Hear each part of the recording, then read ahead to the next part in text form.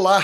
Olá a todos da cadeia de suinocultura do Brasil, olá estudantes, produtores, técnicos e todos que nos acompanham aí pelo Pode Porco. Sejam muito bem-vindos novamente, porque aqui a granja é sua.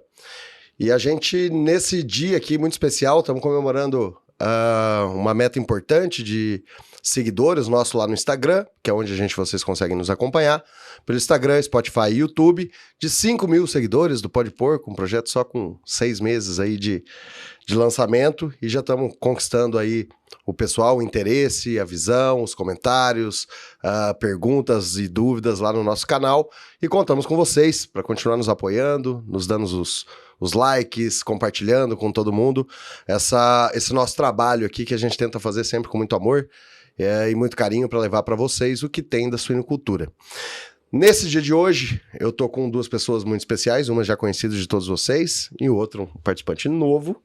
O conhecido de todos vocês, Diego Araújo, muito obrigado pela presença. Obrigado, Marcelo. Olá a todos. Obrigado pelo convite, Camilo, estar aqui conosco nesse bate-papo. Vai ser muito produtivo. E agora o nosso convidado mais que especial, esse inédito na abertura aqui do nosso Pode Porco, José Camilo Mendonça. Muito obrigado pela presença, Camilo. Muito bom, Marcelo. Obrigado, Diego. Fiquei muito feliz hoje, né, de saber que a gente ia se reunir aqui em Campinas e trazer um pouquinho da experiência de vida, né, a meus 61 anos já de carreira, mas muito gostoso e compartilhar com todos aí que a gente possa levar realmente uma mensagem onde todos que sirvam de exemplo também, né, e que a gente transforme as ideias uns com os outros. É isso aí, Camila. A ideia aqui é exatamente essa, levar um pouquinho de inspiração para todo mundo que nos assiste. E lembrando bem, né, o Camilo comentou, estamos aqui em Campinas hoje, diferente do que a gente tem feito, a gente sempre tem gravado lá com o nosso parceiro Túlio, da Blue Farms, em Brasília, mas hoje a gente está experimentando um novo modelo, espero que agrade, deixe os comentários se agradou, se tá ao nível que era os outros podcasts, e aguardamos o comentário de vocês.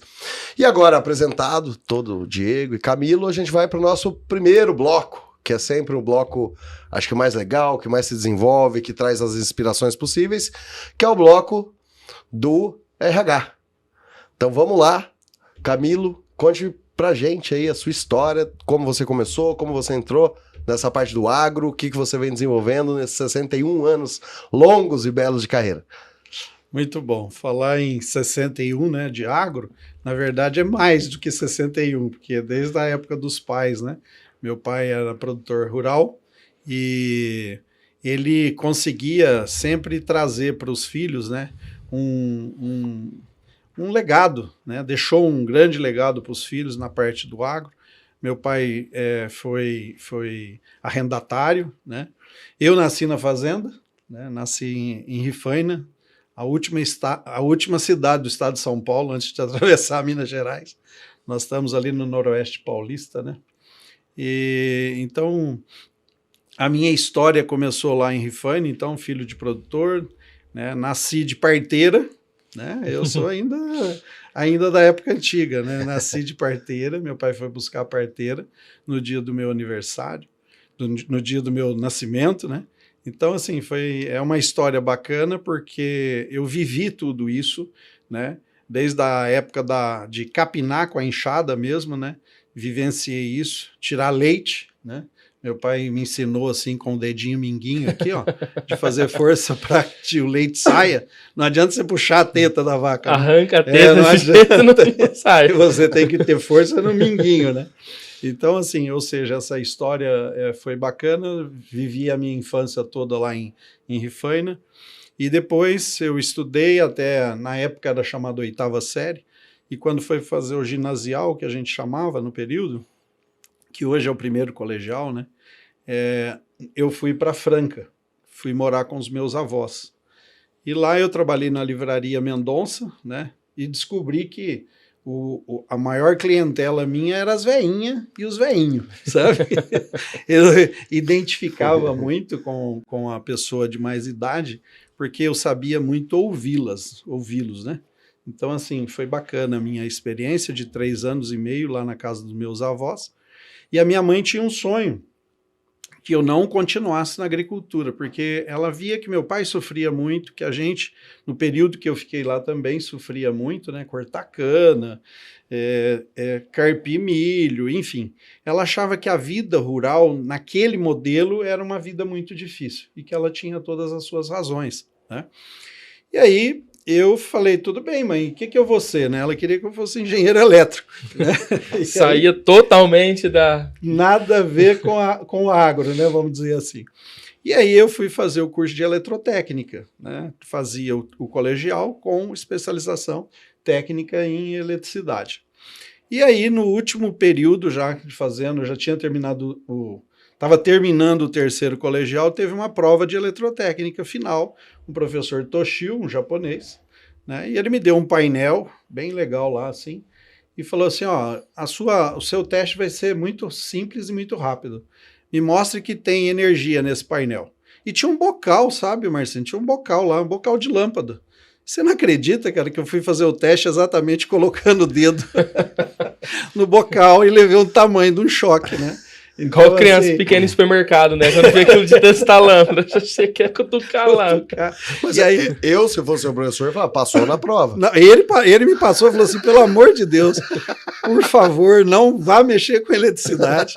E aí, como eu já tinha minha vocação, na verdade, para a área agrícola, né?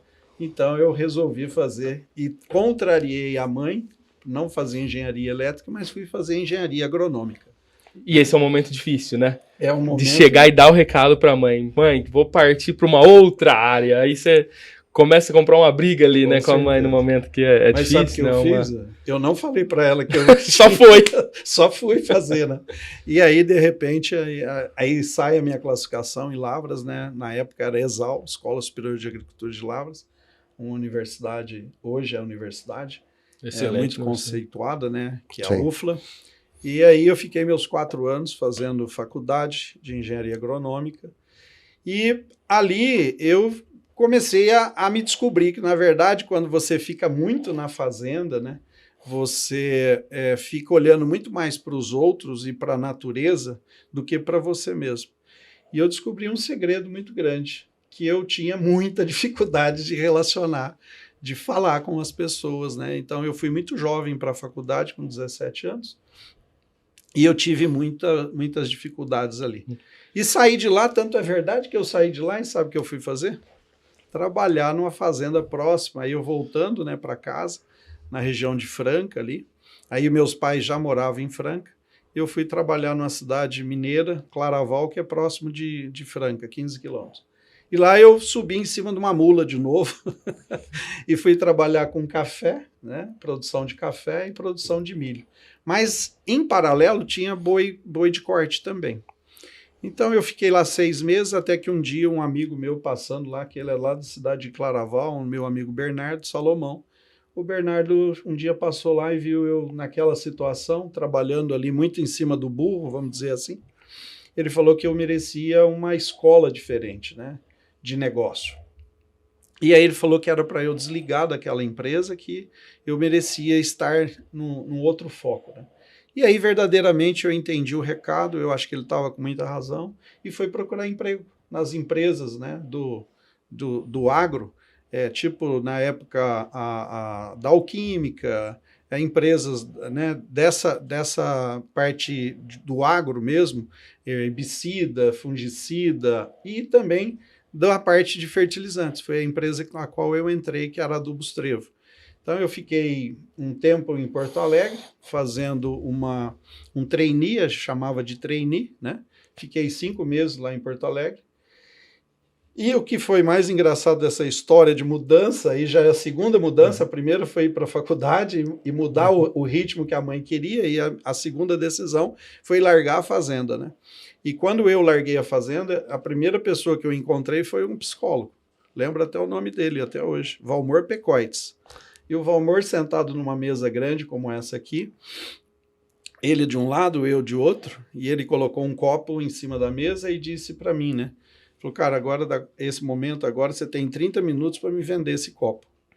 E eu falei uns 5 minutos, sabe? Sobre Sobrou o 25 Camilo. minutos. Ele olhou pro copo assim e falou assim, nossa, eu já vi um copo ruim, mas igual esse não. É muito ruim, né?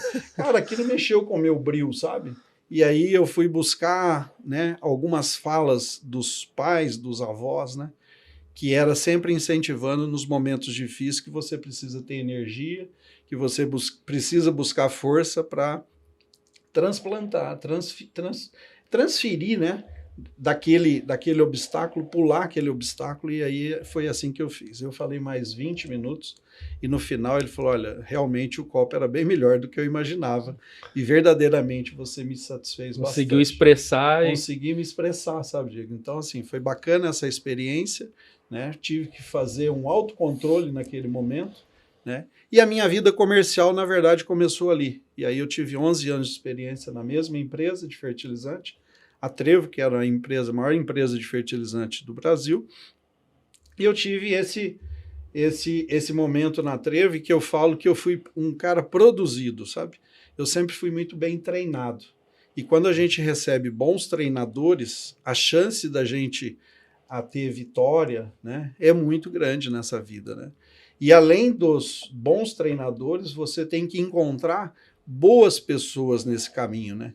E com essas boas pessoas do seu lado, nada dá errado, porque as suas dificuldades, elas passam por um período muito curto, porque você tem sempre alguém para te puxar, para te buscar para o outro caminho. O exemplo do próprio Bernardo, meu amigo, que naquele momento esticou a mão e falou, vamos, né? Então, e é importante você estar aberto para receber isso, né? Porque às vezes algumas pessoas não aceitam que o outro explique e trate aquilo como um treinamento, né? Você tem que estar aberto para receber um treinamento, aceitar aquele ponto, né? Tem que estar com a cabeça aberta. Isso é importante, isso faz a gente crescer e amadurecendo. Com certeza, eu acho que é isso, né? Isso que você falou é muito importante. Estar preparado para receber orientação, para estar sempre querendo buscar o novo, né? Que é a grande dificuldade do ser humano, né? É sair um pouco da zona de conforto.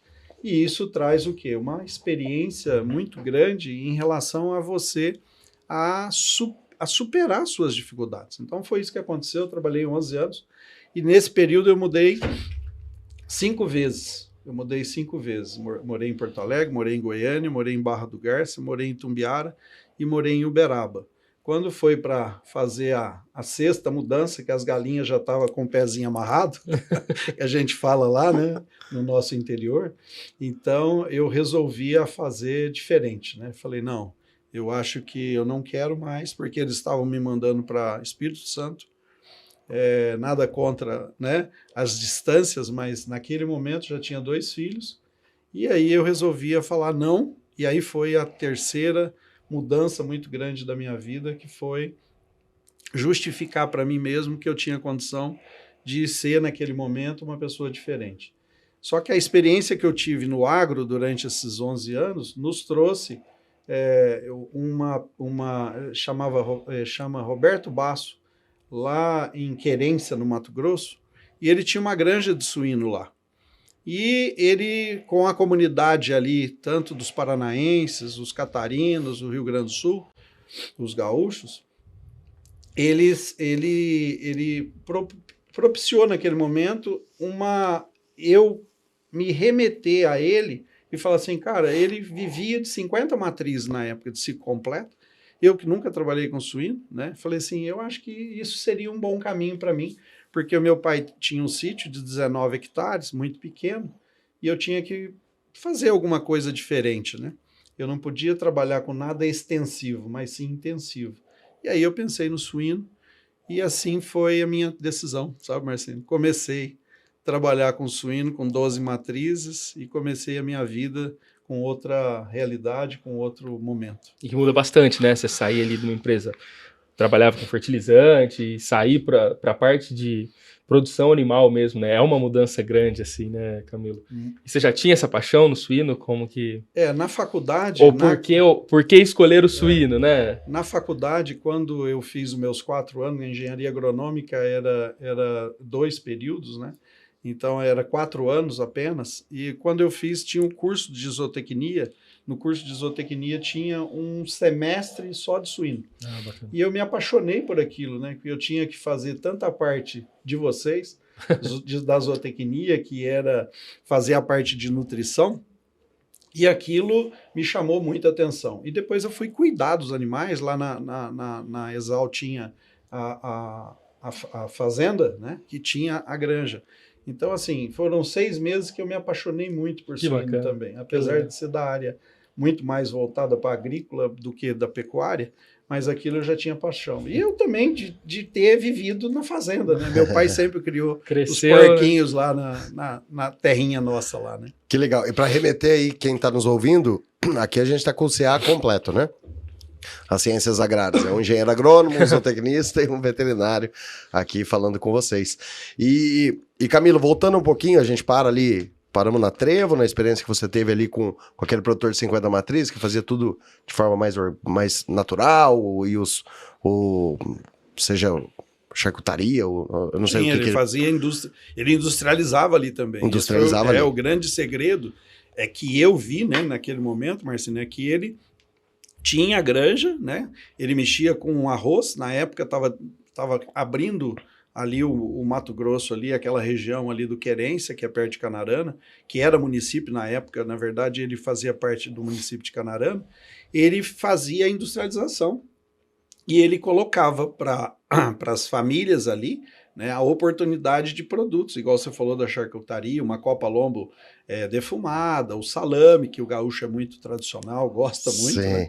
Então, assim, ali nasceu uma experiência, eu tive uma experiência que me remeteu, eu falei, nossa, por que eu não posso fazer isso, né? Criar o suíno, aonde a cadeia se completa com a parte agrícola, que aí eu vou transformar a parte ali dos grãos, né? Sim. Então eu ia transformar tudo isso e depois ia levar para o meu cliente. Era a minha história que ia começar dali para frente pensando assim. Ah, que legal. Essa ideia nasceu então dessa sua vivência e observação empírica ali do suíno, porque você teve acho que uma experiência muito focal ali na universidade, só com uma matéria que a gente lembra, eu pelo menos recordo, né, na agronomia é um período bem curto que faz a parte animal, né, como você comentou, e aí andando nesses vai e vem da vida, você conheceu alguém que te inspirou a fazer o que você faz hoje, ou não mais da mesma forma, nem muito menos do mesmo tamanho, mas que é a continuidade, daí o que eu quero que a gente entre agora, não mais no momento RH, mas da história Camari, certo? Uhum, correto, perfeito, exatamente isso, né? Então, essa vivência do estudante, né, assim, são pilares que você vai formando para a sua vida profissional e que você vai se encontrando, né? Então, ninguém começa, às vezes, um negócio verdadeiramente e continue para o resto da sua vida. Eu tive um momento que a esquina me puxou para a direita ou para a esquerda, não sei, né? E assim eu fui, né? Tive essa mudança. E aí começa o projeto Camari, né? E eu tinha já o Lucas e o Gabriel com 4 aninhos, né? O Gabriel com 4, o Lucas com 3 praticamente. E aí eu fiz uma proposta na época para Maria Rita, que era minha esposa. Eu fiz uma proposta de vida para ela, para que eu viesse a começar um negócio e daqui 2 anos a gente se reunisse de novo perto desse negócio e a gente desenvolvesse como família, como negócio ali. E aí foi feito isso, sabe? A gente acreditou. Eu comecei um negócio muito pequeno, meu pai falou assim, você vem para cá, mas você vai passar fome sozinho, porque eu não vou te ajudar, não. E aí eu tive que me virar. E o meu conceito era aquele, de querer produzir o suíno, industrializar o suíno e colocar ele lá na porta para o meu consumidor ir lá na porta buscar, entende? Eu queria trabalhar, não com... Eu queria trabalhar com o cliente direto. Eu já pensava num varejo, vamos chamar assim, né? Para esse cliente ir lá buscar. Mas isso foi só sonho, né? Eu fiquei 1 ano, então, trabalhando para entrar dentro do processo de entendimento do que é uma indústria, né? A granja, meu pai já tinha começado um pouco de suíno já. Quando eu fui para lá, tinha umas 20 fêmeas, mais ou menos. E aí, nós começamos o processo da indústria, que foi o grande divisor para mim, porque eu não conhecia nada, verdadeiramente nada, né? De serviço de inspeção, né? Não conhecia nada, o que era isso, né? Como é que funcionava, como que ia fazer, né? Então, assim, sabia que eu não podia ter, naquele momento, o CIF, né? Serviço de Inspeção Federal, ia ficar muito caro, ia ter alguns entraves que eu não ia conseguir, porque o meu negócio era muito pequeno. Eu não podia ter um abatedouro, né? Como é que eu ia fazer uma linha de produção no abatedouro para abater, né, 7 animais na semana? Era muito difícil, né? Então, a gente foi para o CISP, né? Apesar de não ter o CIF, mas eu fiz o Serviço de Inspeção Estadual, que é o CISP, né? E aí eu encontrei pessoas muito boas nessa área também, que entendeu que eu era pequenininho, mas queria me ajudar. Olha que fantástico. Importante. Né? Então, olha só, se encontrar, eu lembro até o nome da doutora, trabalhou no CISP muitos anos, chamava doutora Valderez, que é aqui próximo de Campinas, aqui em Piracicaba, né? Bacana. Me indicaram ela e eu vim aqui com a doutora Valderez para ela começar a formatar na minha cabeça um projeto sobre a agroindústria, né? Na verdade, para que a gente fizesse a transformação da carne do suíno. Porque a única certeza que eu tinha, e que por isso que a minha mãe tinha razão, né? Que eu não podia trabalhar só fazendo a produção, que eu precisava de agregar alguma coisa. Então, na verdade, o suíno veio na minha cabeça, mas eu tinha que agregar mais. E esse agregar entrava a industrialização para poder fazer a linguiça, a salsicha, o salame, enfim. Produtos assim, até mesmo os produtos in naturos, né? O pernil com osso, pernil sem osso, enfim. E aí começou, então, essa história, que aí eu certifiquei a empresa, né? O nosso CISP é o 432, né? A gente foi até mais evoluído que o próprio abatedouro que a gente estava batendo, porque o abatedouro não era fiscalizado quando eu comecei, né? Quando eu tive intenção de começar. E ele vendo que eu estava ali na região, começando o negócio e começando da maneira correta, né? Buscando o registro junto a uma inspeção sanitária, e ele também se viu apertado e foi fazer. O CISP dele, se não me engano, é 500 e alguma coisinha. Né? Então, assim, ele correu atrás também. E é por isso que eu falo quanto que a gente influencia o nosso em volta. Né? Então, naquele momento, eu consegui já fazer... E a importância da concorrência dentro do mercado. Né? Porque se você não vira uma concorrência dele, talvez isso não teria acontecido. Não teria acontecido. Demoraria mais tempo. A concorrência é bom nisso, né? Vai estimulando a gente a buscar mais coisas, né? Exatamente. Isso que ano, Camilo? Isso foi em 97. 96 para 97. Né? Que eu entrei na Trevo em 85, saí da faculdade em 84, 85 eu entrei na Trevo, fiquei até 96. Em 96 eu saí, montei a empresa e começamos a rodar em 97. Né? Foi até engraçado, porque durante a Trevo, os meus treinamentos, a gente falava um pouco de marketing, né? Que é até engraçado. O caso do marketing da Trevo foi numa reunião de convenção. Nós tivemos uma convenção regional no estado de São Paulo, no estado do Goiás, do Centro-Oeste ali. E aí na convenção tinha um uruguaio, que agora eu não vou me meter a falar espanhol, né? Então, o uruguaio levantou a mão e o superintendente da empresa estava lá e falou assim, o que você acha? O que vocês querem ouvir? Alguma dúvida que vocês têm, né? E esse representante, que era meu lá de Goiânia, né? Ele levantou a mão e falou assim, eu quero fazer uma reclamação na parte de marketing da empresa, né? É porque a Trevo só tem propaganda quando você está andando na estrada e está assim, Trevo a 300 metros. Aí isso aí acha em todo canto, né? Trevo a 300 metros. E eu trouxe essa cultura de 11 anos de empresa que a gente, na verdade, a gente não fazia marketing, né? Porque o próprio produto já era um grande marketing. Essa era a visão da empresa Trevo, né? Então eu brinco, né? Com isso eu trouxe também essa cultura que o meu produto é que tinha que fazer o seu próprio marketing, né? De qualidade, de ser diferenciado. E assim a gente começou a empresa a bater. Era eu e mais 2 funcionários na época, né? E aí a gente começou o nosso negócio com muita dificuldade, conhecendo o espaço. E eu falei esse negócio do marketing porque também estruturalmente, a hora que eu terminei a empresa, eu não tinha recurso, olha só, eu não tinha recurso para o caminhão refrigerado. Eu lembro direitinho que eu tive que arrumar uma caixa de isopor grande, daquelas de pescaria, quando a gente vai para o Pantanal, né, aquele tamanho daquela caixola, para que a gente levasse a primeira entrega de produto da Camari lá no mercado. Então foi muito difícil. E nesse momento, Camilo, era você criando ali, cadastrando, tendo a inspeção, mas você ainda só abatia o seu animal? Ou não? Você já Isso, negociava não, animais de não, fora não. e trazia de Só outros os lugares? nossos animais mesmo. Só de vocês. Quando eu fui para lá, era só os nossos animais. E, Era muito, e nesse muito momento, pouco. quantas fêmeas? Tinha 24 fêmeas quando nós Continua as começamos. 24. Começou, Tá. eu comecei com as 24 do pai, né? Aí nesse período que eu fui para lá e demorei 1 ano, aí a gente já foi para as 36 fêmeas. Então eu consegui aumentar meu plantel e aí eu comecei a bater um pouco mais de animais. Então a história começou com muito pouco, né? Com 2 funcionários. Hoje nós temos um grupo já de 240 pessoas trabalhando com a gente. Então assim, houve um crescimento nesses quase 30 anos, né? De experiência que eu tenho no negócio do suíno. Então, assim, foi bem bacana, mas sempre baseado em tecnologia. Os primeiros animais que eu arrumei para o meu pai foi até engraçado, porque a gente comprou da Grosseries. Na época não era Grosseries Pique, a Pique ainda não tinha se acertado com a Grosseries, né? Era só a Grosseries como genética. Mas eu comprei a primeira fêmea para o meu pai numa granja de 12 matriz da Grosseries. Olha só que interessante. Eu usava núcleo deles, da Grosseries. Então, sempre buscando a tecnologia, né? Porque eu vim dessa cultura, né? Uma empresa de fertilizante era a maior empresa do Brasil.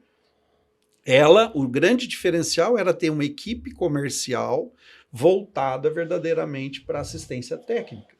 Né? Isso fez a diferença e trouxe essa cultura junto comigo para que eu verdadeiramente implantasse. Então eu fui muito feliz porque tudo que eu fiz foi baseado em tecnologia, né? Sempre trazendo a tecnologia em primeiro espaço. Logicamente que às vezes você traz uma tecnologia que você não consegue recurso financeiro, estava começando o negócio, mas sempre falava assim, um dia eu tenho que conseguir. E então, mesmo verdade, pequeno, assim, começar certo, né? Mesmo pequeno, começar certo. Exatamente essa. É isso que meu pai não acreditava, né? Talvez ele ficasse um pouco cético, porque ele pensava que, olha, ele vai errar em algum momento aí, porque a nossa cultura lá atrás era um pouco diferente. Mas eu aprendi nessa experiência de vida pós-formado e também trabalhando no agro, em toda a região do Centro-Oeste, que foi minha maior experiência, e no Triângulo Mineiro, né, que eu trabalhei bastante tempo também, ali na região de Uberaba, Uberlândia. Então, ali eu consegui enxergar que aqueles produtores que verdadeiramente investiam em tecnologia, mas sabiam fazer uma boa gestão, porque uma coisa é investir em tecnologia, a outra é fazer uma boa gestão para que a tecnologia funcione. É verdade. Que é o grande desafio, né, do sozinho. gestor. É verdade. Então, a gente fez exatamente isso. A gente estava sempre buscando algo diferente. E aí eu fui para o Sebrae, usei, né, hoje o Sebrae como um órgão de muitos e muitos anos no estado de São Paulo, eu sempre me aportei na busca, né, de fazer isso. Então eu fiz um curso excepcional, na época era em gestão da qualidade, era qualidade total, chamava o curso do Sebrae, lembro até hoje. E ele tratava de tudo, ele tratava do financeiro, ele tratava de pessoas, gestão de pessoas, lá atrás. Que já vinha, né? Logicamente sempre foi importante, mas assim, já vinha mostrando que cada vez mais a gente precisaria disso. E era uma coisa que eu não aprendi isso na faculdade, né? Fui aprender como gestor de um negócio. E aí eu fiz esse curso de gestão de qualidade total no Sebrae, que me ajudou muito. E depois um grande divisor também foi quando eu fui fazer uma pós-graduação na GV de gestão empresarial. Também nesse curso foi fantástico, vinha professor do Rio de Janeiro, né? Nós tivemos a segunda turma, que foi em Franca, até um amigo nosso, do nosso meio aí, que vocês conhecem muito, o Márcio Faleiros, foi meu colega de turma. Ah, que legal. E foi o Márcio, nesse momento, engraçado, você vê como é, né? Aquilo que eu falei no início, as pessoas que andam perto de você, quando são boas, são pessoas que você escolhe certo, essas pessoas te transformam. O Márcio, naquele momento, me transformou a minha vida da suinocultura, porque ele falou assim, ó, o grande segredo daqui para frente é produzir suíno com baixo índice de uso de antibiótico. Desde aquele período, em 2010, 2011, mais ou menos, o Márcio falava isso. E eu participando sempre ali com ele, né? Ele falou, olha, eu acho que você agora... Eu já estava com 400 fêmeas em 2010... 2010 eu estava com 200 fêmeas ainda, 2010. Aí o Márcio também, nesse curso de gestão, na GV, a gente teve um curso de matemática financeira E lá eu entendi que, às vezes, para você crescer, você não precisa pegar o dinheiro para você fazer uma construção. Às vezes, um arrendamento seria uma opção boa. E assim nós achamos uma granja em Ipuã, 80 quilômetros perto de Cristais Paulista, e a gente foi para essa granja e a gente arrendou essa granja e começamos uma outra história lá com mais 200 fêmeas. Então foi um grande quebra de conceito minha, que eu queria ficar só no meu lugar, né? Só naquele meu espaço. E aí a gente foi fazer isso. E aí vem o Márcio nesse período de 2010, ele falando para mim, nós temos que criar esse pensamento. E uma das técnicas para ter uma granja mais livre possível de doenças seria ela remeter ao problema do micoplasma, ter uma granja livre de micoplasma. Esse era o princípio número 1. Né? E a gente fechou 2 granjas, e aí foi o grande... o objetivo foi muito... Né, batia muito na minha cabeça, falava assim, não, como que eu vou fazer? Mas, graças a Deus, apareceu uma terra, onde essa terra era 15 quilômetros da nossa unidade lá de produção da indústria, da Camari. Nós fomos para essa terra, uma terra barata, porque ela é muito arenosa, ela não era uma terra valorizada. Mas para que eu queria terra? Na verdade, era só para sustentar meus barracões lá, né? Porque o grão eu já comprava de toda a cadeia do agro em volta de mim. Então, a gente montou a granja livre de micoplasma. Aí eu fui fechando as outras 2 granjas e fui moldando essa granja, que começou em 2013, e eu fui construindo essa granja voltada para não ter utilização de antibiótico. E hoje, graças a Deus, continuamos da granja de 2013 até hoje, livre de micoplasma, e a gente tem uma utilização, né, de medicamentos muito baixa, dentro de um conceito de sanidade. Então, assim, eu fico muito feliz de falar que verdadeiramente esses professores que a gente vai conseguindo na nossa evolução de vida, né, eles vão transformando a gente. E hoje eu consigo entregar uma carne Camari com menos antibiótico possível dentro dessa carne. Para mim, assim, foi para mim um marco muito grande na minha vida, porque eu consegui mostrar que é possível fazer isso, né? Então, eu contribuo aqui agora dizendo que é possível produzir carne, né, sem antibiótico, porque hoje nós temos uma granja livre de micoplasma, onde a gente não entra com antibiótico em todas as fases ali, a gente não entra com antibiótico na linha dos animais em recria e terminação. É 0% de antibiótico. Então, isso eu acho que é fantástico. E essa mudança de começar uma nova granja, quando você já tem um projeto andando, foi algo com certeza muito difícil, né, Camilo? De mudar essa mentalidade. Vou partir para um sistema que eu desconheço, acredito que vai dar certo, já tenho meu negócio rodando, como que vai ser daqui para frente, né? Imagina você, Diego, com 2 granjas contaminadas querendo montar uma livre. Nossa! Eu tinha 3 gestões, na verdade, para fazer, né?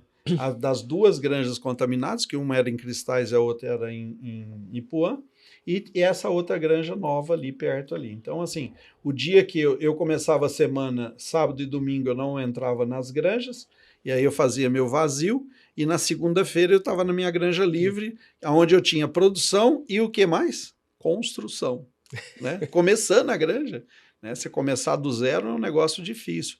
E aí eu tinha que fazer essa gestão da minha pessoa, aonde eu só ia nas granjas contaminadas mais para o meio da semana. E o restante eu ficava. Então, tratar com o caminhão, para o caminhão não entrar, fazer a minha barreira sanitária. Então, assim, todos os cuidados que a gente conhece hoje de sanidade, né, para que a gente não contaminasse essa granja. Então, realmente é muita dificuldade. Eu contribuo assim. Cara, tem hora que eu falava assim, eu não vou dar conta, mas sempre inspirava que era possível. No acreditar, né? No Isso é acreditar importante. que é. Então, assim, eu vejo hoje a suinocultura brasileira, né, fazendo um molde muito diferente, evoluímos muito com isso, né? O MAPA aí está fazendo o trabalho deles lá de querer fazer com que a gente utilize menos antibiótico possível e está vendo uma evolução muito grande. Eu fui um sorteado, eu falo que eu fui um sorteado de acreditar num processo onde era o mais terrível você começar do zero, né? É muito difícil isso, mas eu acreditei. Hoje, se hoje a suinocultura brasileira tem um custo de 5% de custo sanitário, vamos dizer que eu tenho 1% de custo sanitário. Então, eu consigo ter 4%, onde esse dinheiro eu posso investir nas minhas próprias construções, né?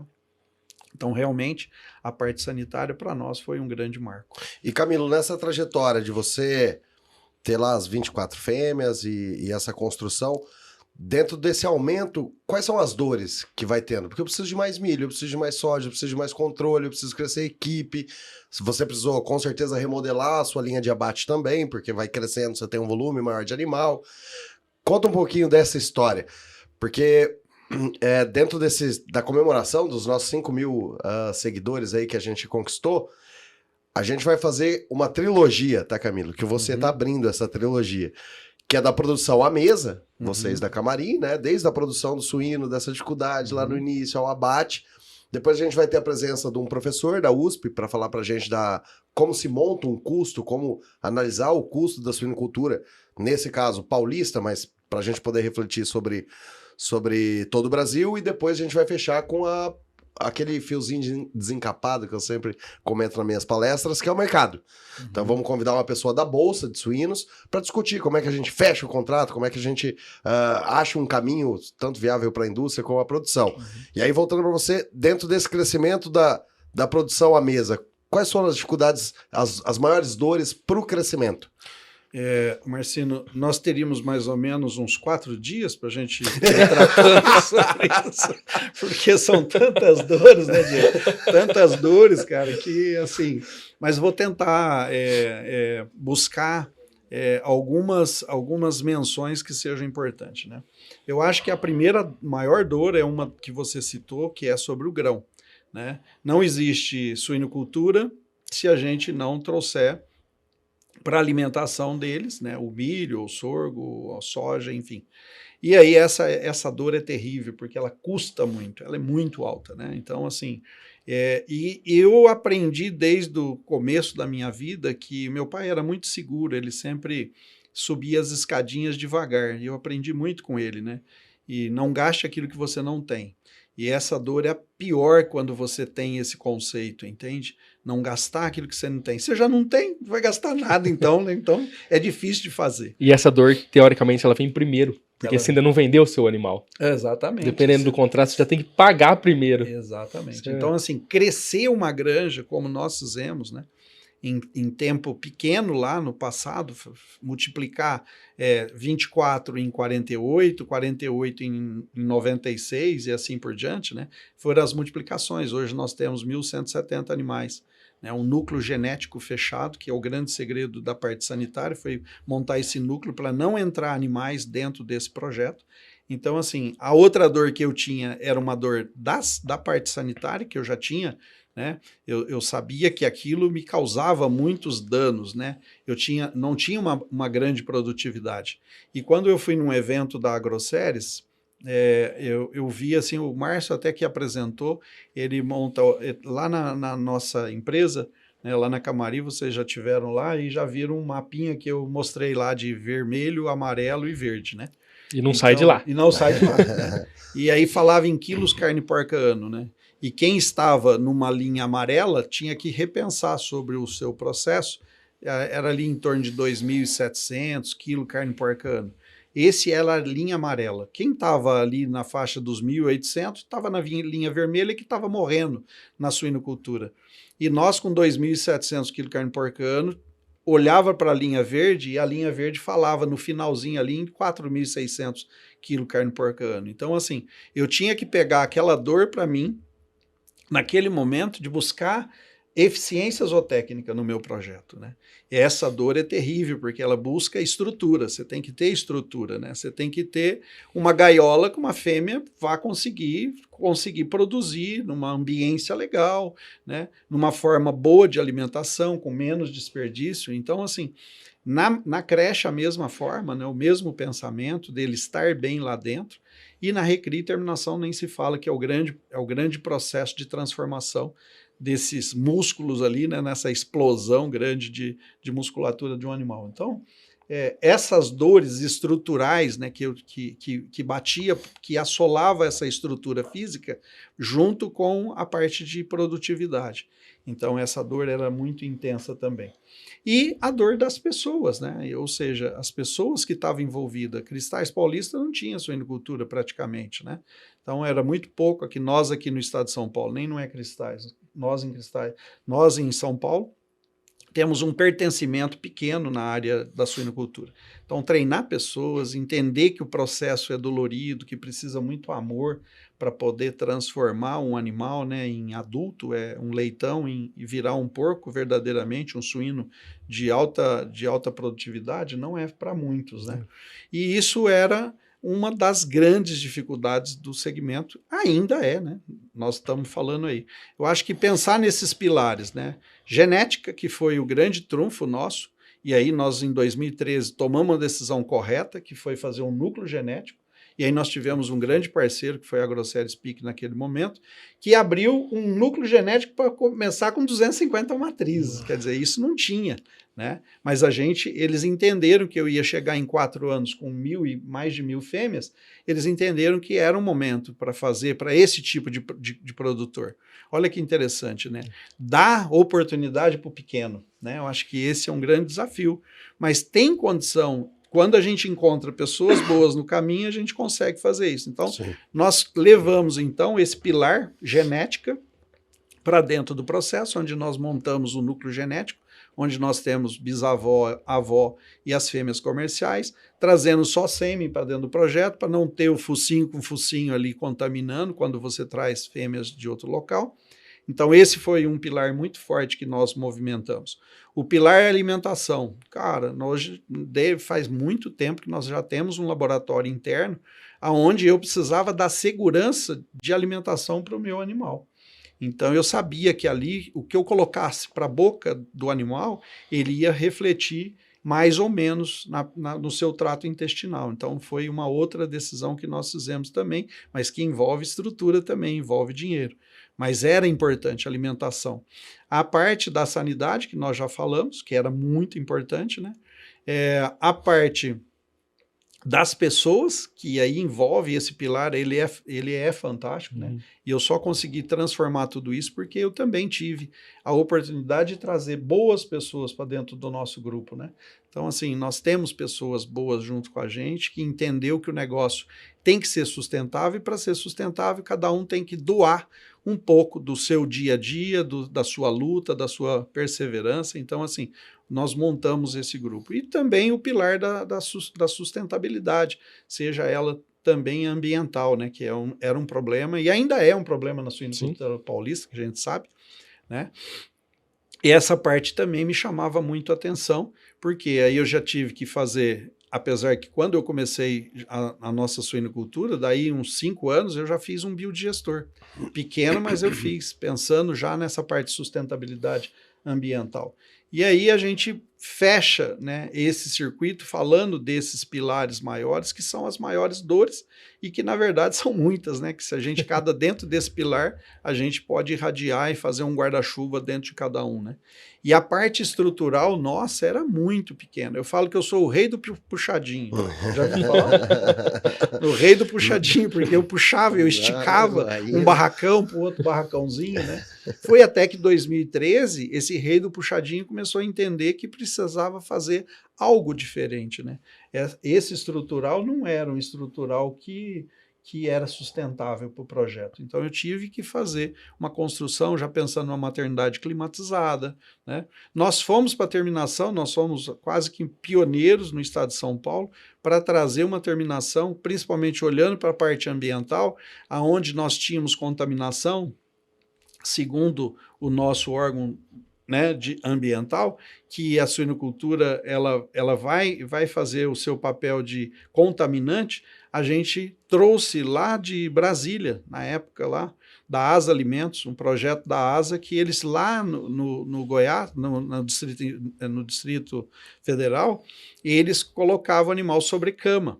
E nós trouxemos esse modelo em 2013, 2014, para trazer os nossos animais também para sobrecama. Só que aí eu tinha problema, porque lá tinha casca de arroz muito barata, né, encostadinho neles.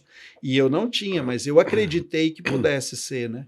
Que entenderia. Essa história eu não sabia, Camilo? Não sabia. Não sabia, que foi da Asa, que depois foi da Bonasa. É isso, exatamente. A Asa Alimentos. Que foi lá que você capturou. Foi lá, eles tinham 40 e poucos mil animais instalados, né? Sim. E eles tinham uma parte das granjas de frango e de parte de galinhas poedeiras.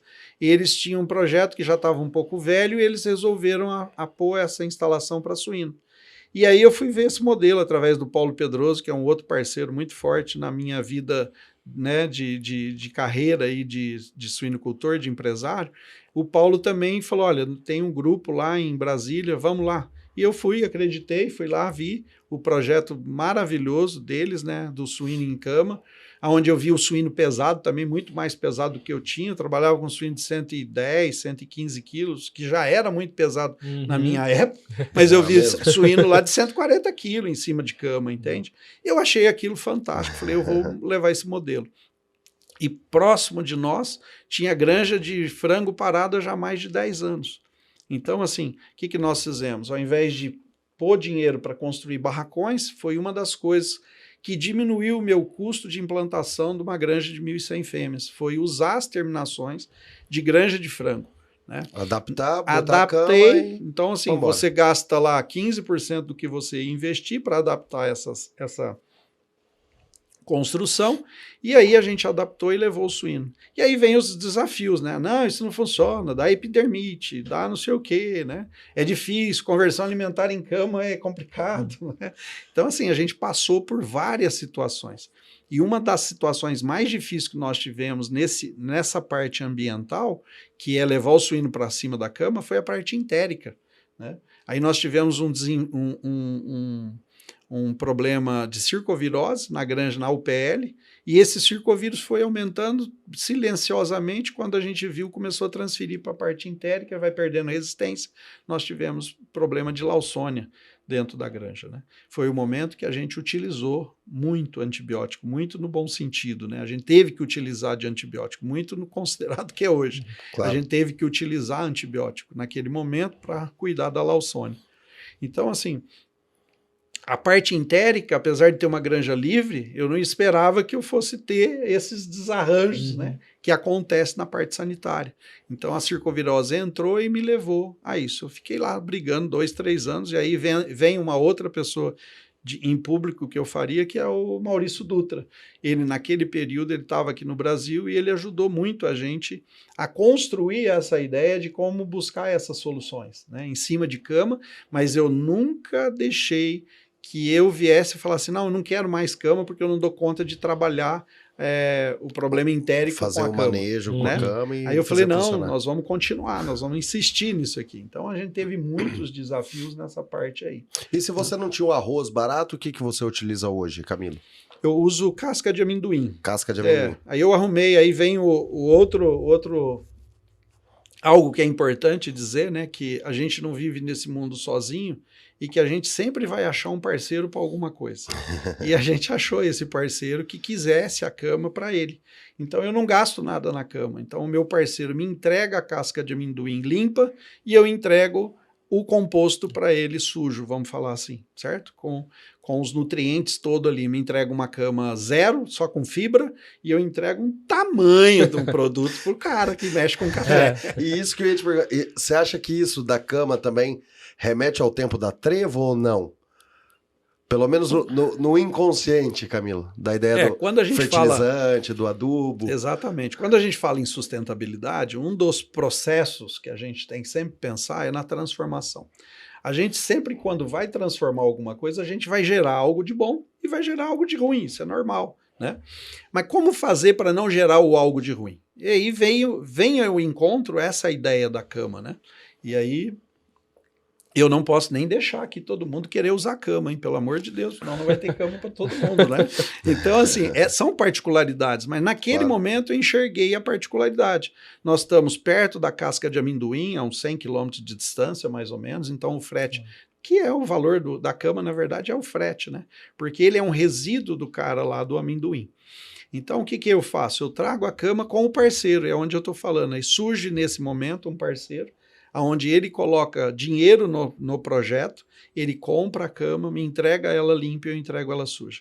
Hoje, só para você ter uma ideia, eu tenho parceiros que teve que comprar mesa gravitacional, né, para escolha de café, porque o café dele estava ficando muito graúdo e ele estava perdendo dinheiro na classificação do café. Utilizando essa sustentabilidade que nós estamos dizendo, uma cama rica. Né? O cara usa os primeiros 2 anos, é apenas fazer uma microbiota diferente ali no solo. Mas depois que aquela microbiota começa a existir no solo, ela começa a se transformar. E aí exponencia, né? Faz um exponencial muito grande lá no solo. E aí vem realmente da treva a pergunta, né? Volta para o lado agronômico do negócio, que é o que eu vivi durante 11 anos e que jamais eu vou perder, né? A minha essência da agricultura, mas hoje eu sou apaixonado pela pecuária. E aí surge também depois, logo em seguida, vem, para continuar essa parte de sustentabilidade, principalmente ambiental, vem o boi. Porque os meus biodigestores, aquela água eu jogava nos pastos. Mas eu não cortava o pasto, entende? Eu não cortava, eu não tinha gado. Aí ficava lá aquele negócio lá. Eu não queria arrendar, porque mas dá muito trabalho, vou mexer com arrendamento, tem que mexer com cerca e tal. Foi quando o Gabriel entrou no negócio, né? Ele formou, e aí ele veio para dentro do projeto falando que talvez fosse mexer com boi. Ele que nunca tinha mexido com boi, só tinha mexido com porco, né? O nascimento dele foi... Eu sim mexi com boi, mexi com gado de leite e tal. Mas aí vem a parte de sustentabilidade novamente. Por quê? Eu colocando o boi no meu pasto, eu transfiro esses nutrientes com uma velocidade muito maior, né? De translocação de nutrientes do solo para a planta. Cara, olha que fantástico, né? Então, assim... Você vai fazendo um ciclo ali, O ciclo, né? Por isso que é muito bonito o agro, eu tava né? pensando nisso, que é isso, né? Como é bonito, né? Porque daí você pega o animal, o grão que você adquiriu de alguém que plantou, e aí ele vai ser consumido, transformado nessas belezuras que temos aqui na frente. O rejeito, que é o pior que a gente tem, que é a parte ruim ali o sacrifício de se produzir a carne, volta pro solo, cresce mais uma planta e um outro animal vai lá comer para criar uma outra carne nova que tá lá na proteína animal, né? E isso fica rodando, né? Exatamente. É o ciclo da vida. É muito legal. Muito bacana, cara. Quando você pensa nesse todo, e é difícil de pensar, porque você investe muito. Por exemplo, quando veio o boi para o negócio, eu falei, cara, mas eu vou ser tão pequenininho para o boi, como é que eu vou me sustentar nisso, né? Aí foi quando a gente pensou na loja de varejo. Então eu já tinha... Mais uma transformação. Aí eu falei assim, eu tenho que ter minha loja de varejo, até porque quando eu comecei na suinocultura, eu fui o primeiro engenheiro agrônomo que colocou uma carne dessa aqui dentro de uma barraquinha 3x3 de madeira, para vender na beirada da estrada. Cultura do Sul, né? Se a gente olhar, a cultura do Sul. Eu trouxe isso para dentro do estado de São Paulo e fui tentar vender produto na nossa barraquinha. Vendia aí para atrair, porque a Rifaina é um polo de águas aqui, né? Ali em Rifaina é um polo de águas. Eu também. Aí eu buscava coco para gelar na sexta-feira para vender ele gelado na beirada da rodovia. Então são os casos e casos que a gente tem, né? E ali passa, né? Bastante gente que desce para o rio ali, né? Então Agora, só que eu tive dificuldade, porque infelizmente, né? Para essa carne belezura ficar lá, eu tinha que colocar uma pista fria lá. E até que um dia eles me roubaram a pista fria. Entraram tantas vezes lá na barraquinha de madeira com zinco, né? Vamos falar assim.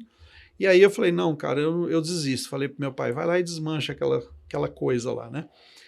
Mas aquilo ficou na minha cabeça, eu preciso montar um varejo. E aí vem o boi, e aí eu falo assim, não, agora está o meu momento de montar meu varejo, fazer meu showroom, né? E aí eu fui montar, hoje nós temos a Porquiangus, que é a nossa segunda marca, voltada para o bovino, para que a gente conseguisse pegar esse pasto, colocar esse animal com uma genética, continuando o mesmo conceito, genética diferenciada, alimentação diferenciada, estrutura diferenciada, para trazer uma carne premium para dentro do nosso projeto e associar junto com o suíno. Foi isso que nós fizemos com o boi. Já aí há 5 anos, nós estamos mexendo com o boi, né? Então eu compro esse animal, compro esse bezerro de 8 meses no mercado, meio sangue Angus, porque ainda ali a região é quente para a gente trabalhar com um animal que seja sangue puro, né? Mais que puro, seria né? o Angus puro, a gente trabalha com meio sangue, mas traz um resultado fantástico, né? Então a gente começa a criar nesse momento uma nova referência de negócio, né? E foi bacana essa transformação, porque eu também tinha dificuldade de conversar um pouco com o meu público, né? E a loja faz isso hoje comigo. Eu converso mais com o meu público. Eu sei se ele gosta de carne, se é congelada, se é resfriada, e cada um tem os seus conceitos. Se ela é mais salgada ou menos salgada, mais defumada ou menos defumada, enfim. Ali você começa um conceito onde você começa a entender um pouco mais do seu cliente, trazer com ele, que ele entenda também o seu projeto. Então, assim, o que nós estamos nesse caminho agora de 27 anos de empresa, é verdadeiramente agora para ele entender que a cadeia que nós proporcionamos no nosso negócio, ela é muito grande, muito difícil de ser trabalhada, não é para muitos fazer o que nós fazemos, porque nós queremos entregar esse produto todos os dias igual. Não é fácil você fazer um produto e você entregar. Na parte de alimento, você entregar o mesmo produto todos os dias. Porque ele é vida, né? Ele vem de uma vida. É um resfriado que traz alguma coisa, você tem que trabalhar muito rápido aquilo para você continuar entregando o mesmo produto depois, né? E você tem inúmeros desafios que fazem ele se modificar, né? Desde a parte lá de nutrição, o que vai acontecer com a gordura desse suíno, o que vai acontecer com o marmoreio desse bovino, né? Então isso pode influenciar que aí pode mudar o seu produto final, né? Então você tá bem alinhado, isso é importante, né? Ah, com certeza. Eu acho que esses alinhamentos, eles acontecem é pôr na mão na massa mesmo, né? Nós tivemos aí um problema agora, recente, né? Nos 2 últimos anos, o aquecimento muito forte, né? Esse último ano nós tivemos lá barracão batendo seus 45 graus lá dentro. Imagina eu com cama, né? Animal sobre cama, o calor que gera a própria cama, né? E aí potencializou demais o calor. Nós tivemos problema de ambiência lá dentro, né? E aí fez a gente mudar um pouco de rumo, que foi o que a gente está fazendo agora nos últimos meses, né? Desde dezembro para cá, janeiro para cá, eu tomei uma decisão de climatizar as terminações. Então hoje nós conseguimos climatizar 70% do plantel, já é uma evolução muito grande. Já começamos a ter resultado dessas climatizações, apesar que o calor ainda não veio. Passamos um ciclo aí, mas já mostra que animal que eu tinha lá com 110 quilos, hoje já estou tirando animal com 135. Olha só a transformação, né? O que é o clima influencia na nossa suinocultura, seja ele climatizado ou não. Eu estou dizendo, assim, como isso é importante a gente repensar, porque aquele animal que tinha uma dieta programada para 250 quilos, comia 200. Ele não engorda. Se não come, não gera, né? Então, assim, são essas linhas que dentro da construção do negócio é que você vai apalpando e vai tomando decisões. Porque todas elas têm que estar no conceito de sustentabilidade financeira também, né? Nós não podemos fazer algo que verdadeiramente possa comprometer depois, né? E hoje eu já estou com os 2 filhos, né? O Lucas também veio para dentro do projeto, ficou 4 anos trabalhando na BRF, mas com frango, lá em Goiás. E aí depois ele veio para cá, entendeu que era importante ele naquele momento. Aí ele não seguiu carreira na BRF, né? Engenheiro de produção, resolveu a ficar com o pai dentro do negócio. Hoje está junto com a gente.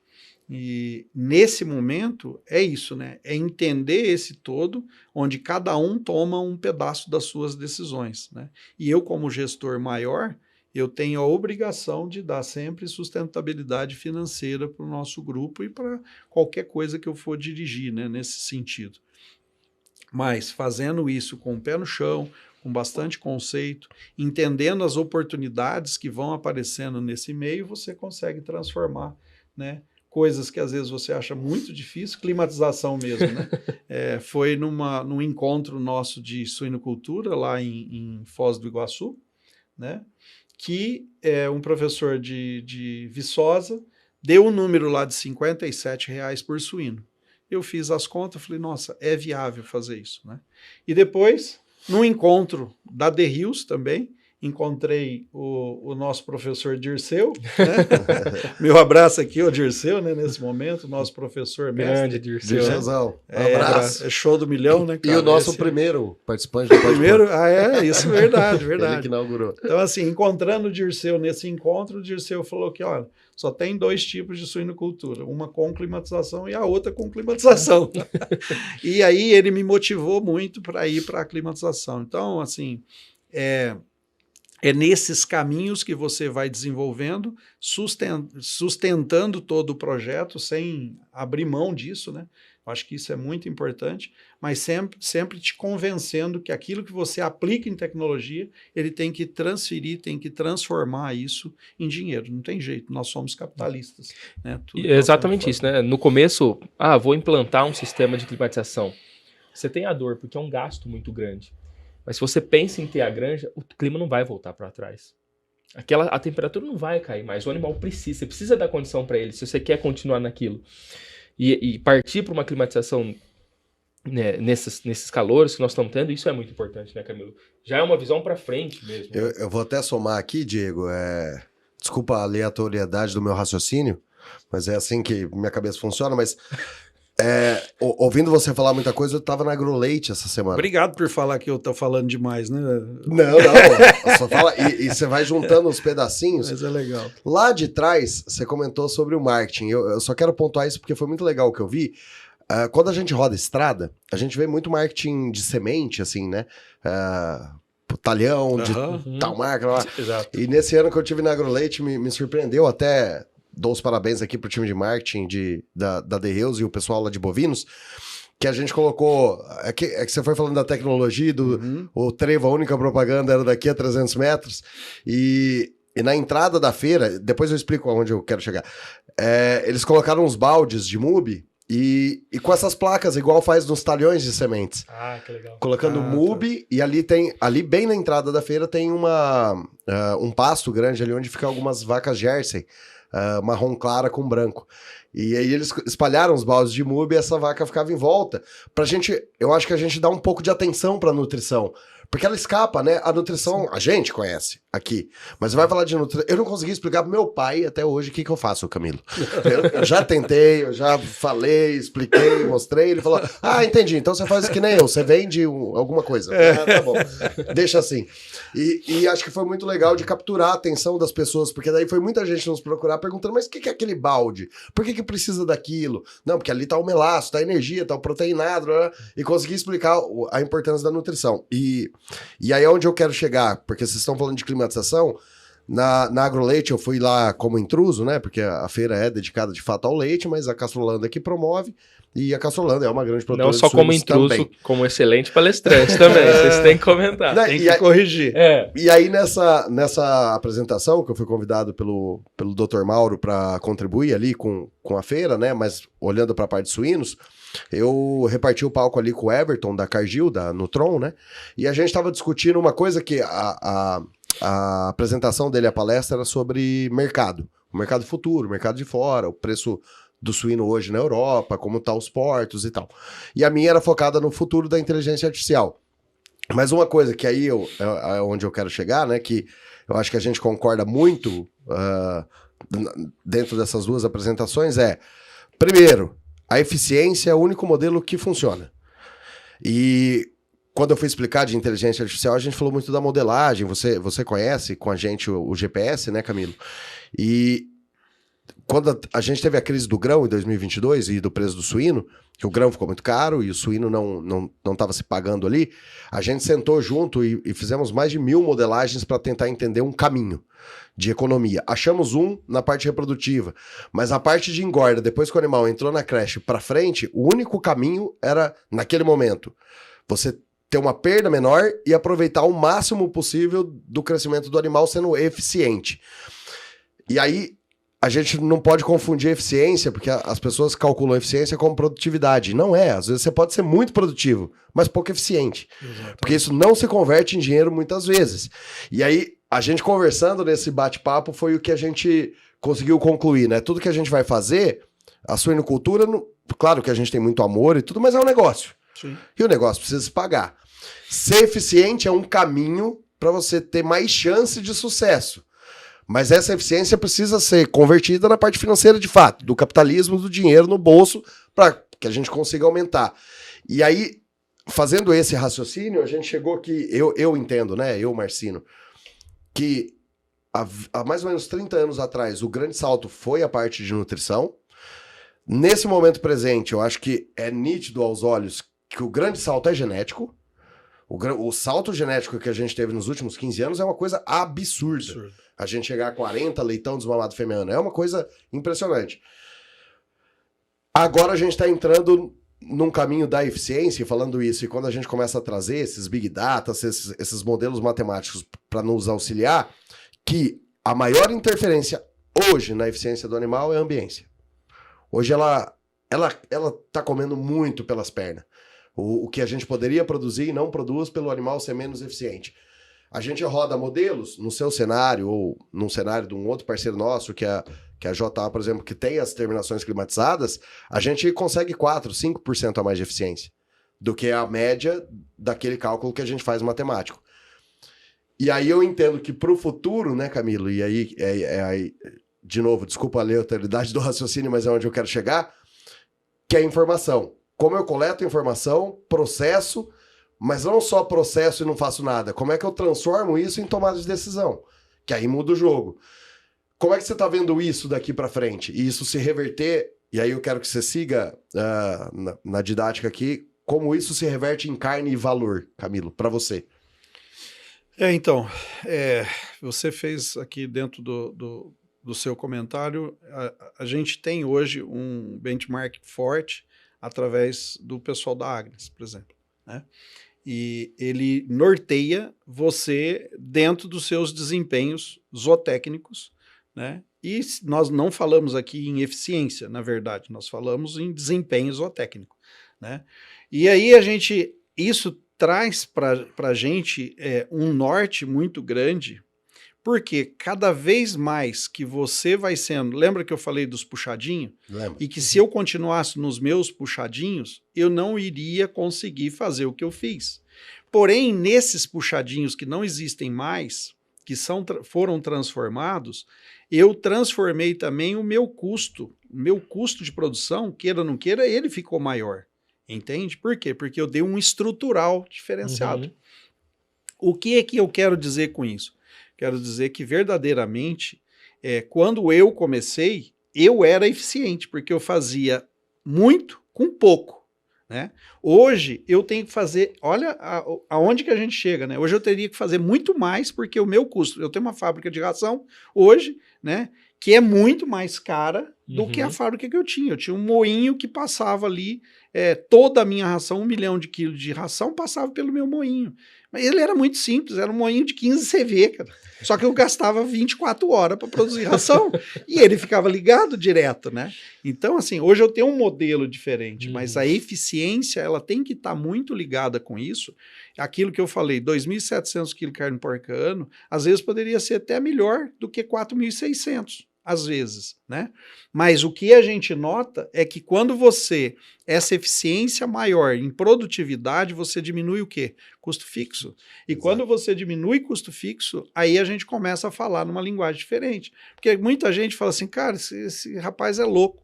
Está falando em 4.600 quilos de carne porca ano, o custo é muito alto para produzir isso. Não, é um número fácil. É você terminar 36 animais por porca por ano e ter um peso de 130 quilos. Não é difícil.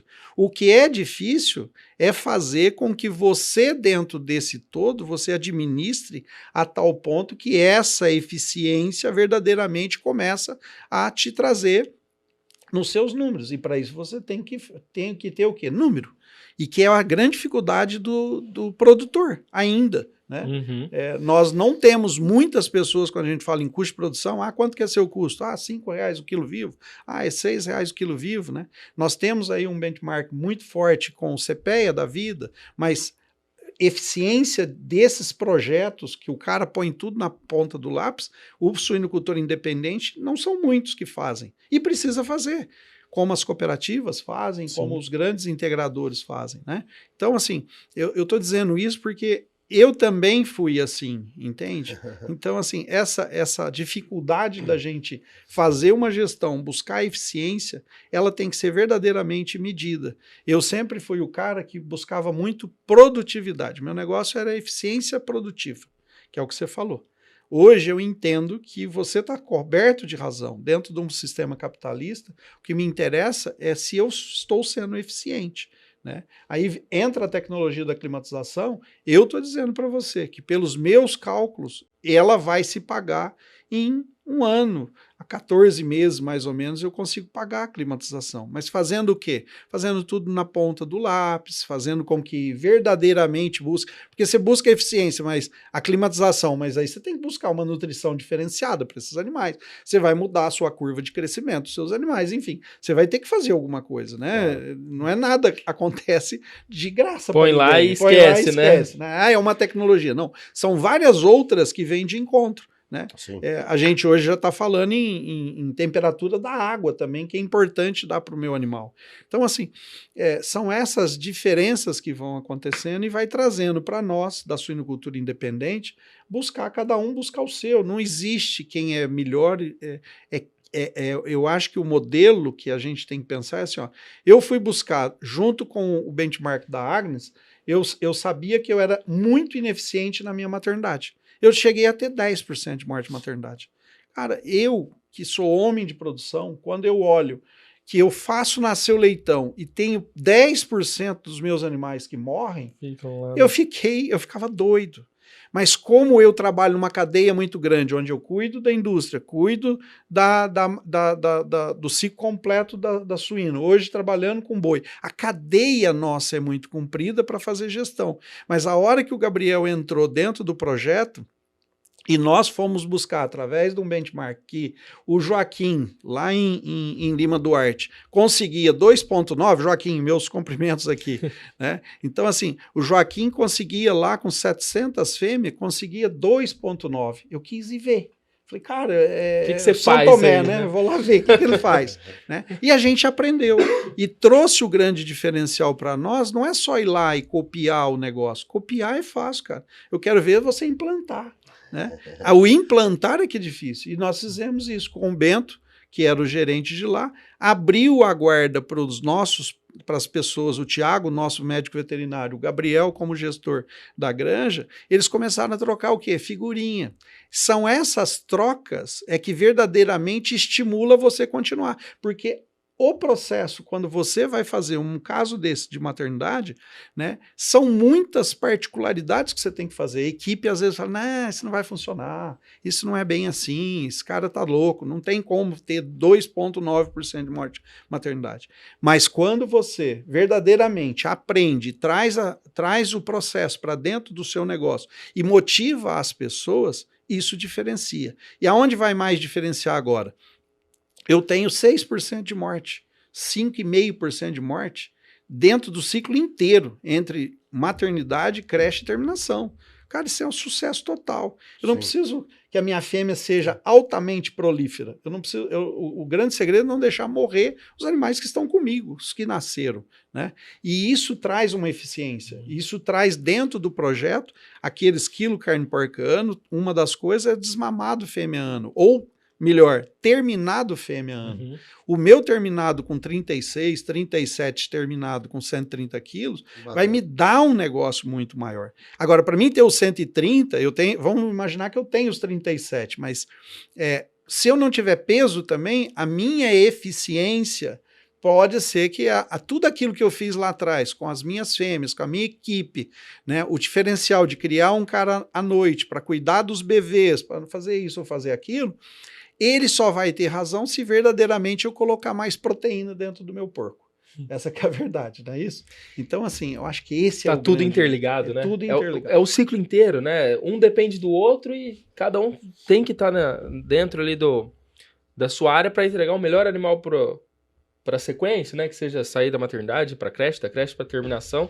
E tá todo mundo dentro do mesmo barco e para um bem comum, né? Então todo mundo tem que estar junto para acontecer isso mesmo. Com certeza. E lembrar de quem tá lá, né? Que você comentou do Thiago e do Gabriel.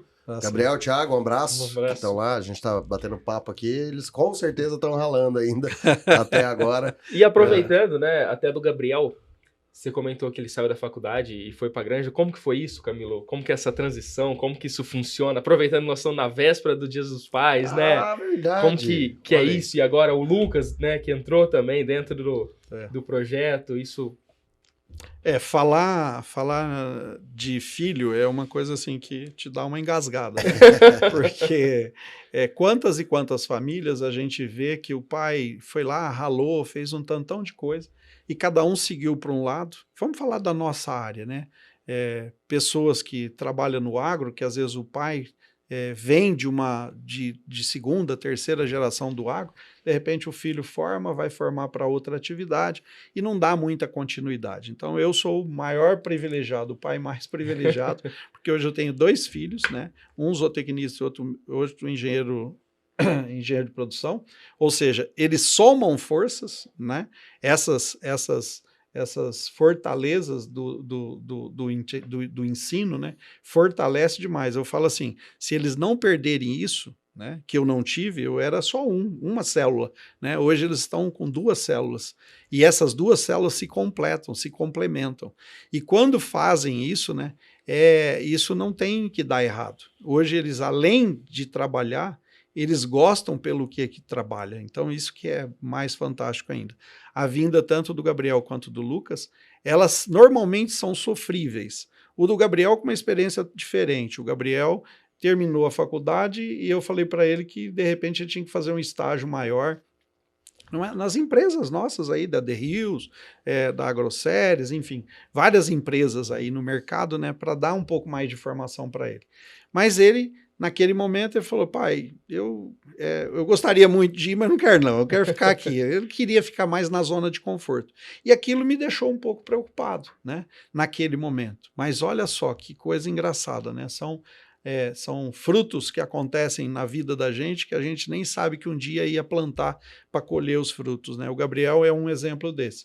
Ele passou a gostar tanto do negócio e ele tinha muita dificuldade de relacionamento com pessoas, né? E o Gabriel entrou para dentro do projeto, primeiro trabalhando em creche, depois foi trabalhar em terminação, depois foi trabalhar na maternidade, gestação, enfim, ele passou por todos os crivos dentro de uma granja. Depois de 2 anos ele assumiu, 1 ano e meio mais ou menos, ele assumiu a gestão da granja, que eu falei, eu acho que ele já está um pouco preparado, e a gente tem que dar desafio mesmo, né, cara? Não adianta querer formar o cara, falar, não, agora eu formei, as pessoas se formam, né?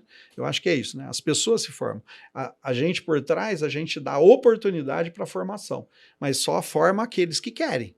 Então, assim, o Gabriel é um exemplo disso. O Lucas já foi um pouco diferente. Bom, só para terminar do Gabriel, o Gabriel, então, entrou dentro do processo, entendeu que o pai precisava de melhores resultados que tinha, foi um desafio para ele essa parte aí do Bento, lá junto com o Joaquim, trouxe da granja lá de Minas Gerais essa ideia de ter menos morte, ele conseguiu fazer essa gestão, né? Hoje nós temos lá 3,5%, 3,8% de morte de maternidade, então assim, é fantástico o que ele fez, proporcionou.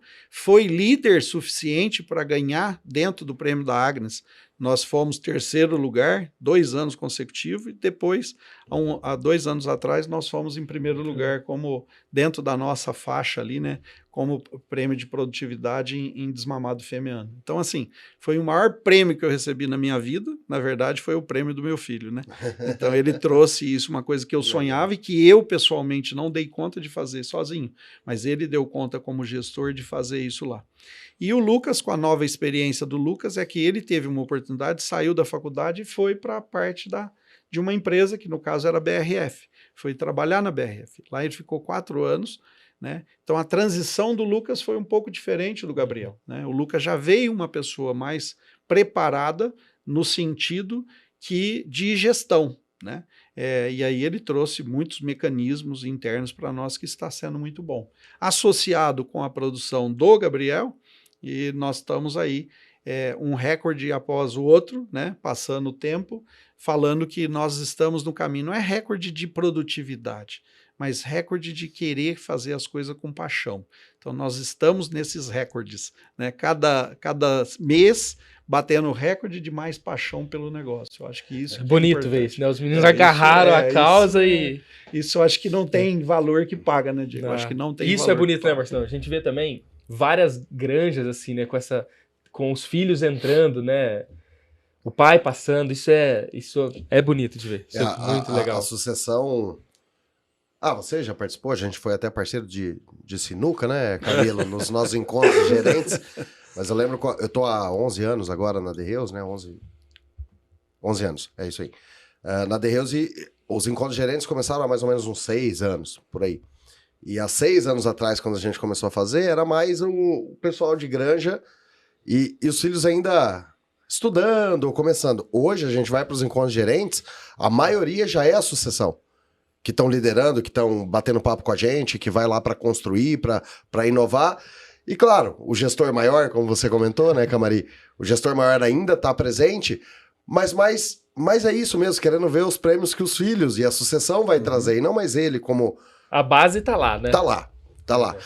E aí hoje nos encontros gerentes isso é muito marcante pra gente, como cada ano vai crescendo, a sucessão acontecendo, pessoas de diferentes lugares que foram testar diferentes coisas, voltando e tentando contribuir, trazendo muita informação, e isso precisa acontecer, né? Exatamente. O mundo precisa continuar girando.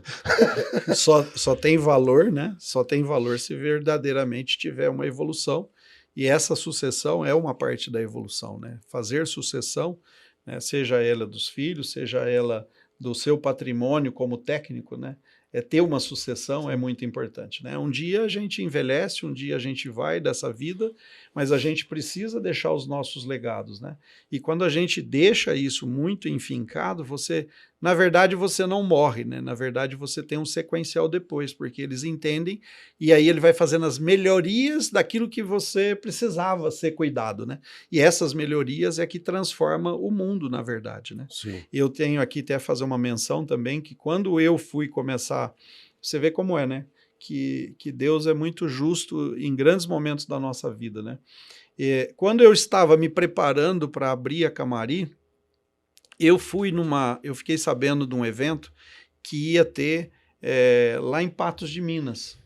E aí eu falei assim, cara, vai ter um evento lá em Patos de Minas e tem uma pessoa que chama Diolia, eu lembro do nome dela, é uma nutricionista que está muito empolgada, junto com o maior mestre da suinocultura que eu considero, que foi o Luciano Roppa, né, que eles vão estar lá em Patos de Minas. Eu catei meu carrinho, fui lá em Patos de Minas para ver a palestra do Luciano Roppa e dessa menina que era Diolia. Na verdade, o Luciano estava fazendo o quê? Querendo transformar a ideia do suinocultor a ser independente, na suinocultura independente, a ser produção também. Né, fazer a agroindústria, entende? Uhum. Então, Luciano, olha que beleza que é isso, né? A importância que tem de nós, pessoas, né? Nós, seres humanos, transformar os outros. O que o Luciano fez naquele momento, eu já tinha esse gatilho para o meu negócio, mas ele foi uma ferramenta que naquele momento, ouvindo as palavras dele e pondo uma pessoa lá, que era uma menina muito simples, muito humilde, uma menina de 27, 28 anos, fazendo uma bela de uma apresentação, motivando o produtor de suíno a abrir uma indústria. Olha só que interessante que é isso. Então, assim, hoje eu fico lembrando do passado e vendo tanto de pessoas que verdadeiramente passam na vida da gente. Agora, volta naquilo que nós falamos. A gente precisa dar valor naquilo que vai aparecendo. Porque senão a gente fala assim, é mais um, não, acho que não, e tal. Não, dá valor a isso e entregar para aquele momento, abrir a sua cabeça, para que verdadeiramente aquilo possa ser verdadeiramente uma transformação no seu negócio. E nós vivemos de transformação. Para passar a crise de de 21, 22 aí, não foi fácil, cara. Nós tivemos que reinventar muitas coisas, né? Quem estava mais sólido continua, quem estava um pouco mais desesperado, às vezes não conseguiu passar a crise, e é muito triste isso, cenas que nós vimos aí de produtor de 40 anos e às vezes não conseguia mais fazer. Então, assim, são momentos. E o mundo, né, ele passou a não ser mais local, ele é global. Então, o que acontece aqui tem influência de tudo quanto é ponta desse mundo, né? Então, a China influencia, a Ásia influencia a gente, a Europa influencia, todos nós. E nós influenciamos eles também, não é verdade? Com certeza. Então, assim, é essa transformação que a gente tem que entender, que verdadeiramente, quando a gente vai encontrando essas pessoas que têm outras experiências e que traz um raciocínio mais amplo para dentro do nosso negócio, é que a gente busca a transformar as oportunidades em negócio. Eu acho que é isso. O que aconteceu na minha vida foi isso, né? Eu trouxe aqui alguns exemplos, desde a época que eu estava na Trevo até agora, né? Onde a gente está falando de pessoas, e agora no final eu trago a herança minha, do meu pai, através da minha pessoa, e hoje eu transformando os meus filhos. Eu acho que isso é muito bacana, é muito gostoso, é assim, não tem palavra. É realização. Que legal. E acho que a gente construiu uma narrativa muito, muito legal hoje aqui, do começo da produção, né? Mas você tem mais um negócio, né, Camilo? Que não para ali nos cortes que a gente tá vendo, que é de fornecer a comida mesmo pro cliente final, que vai lá almoçar. Como é que foi esse novo negócio e o que você espera?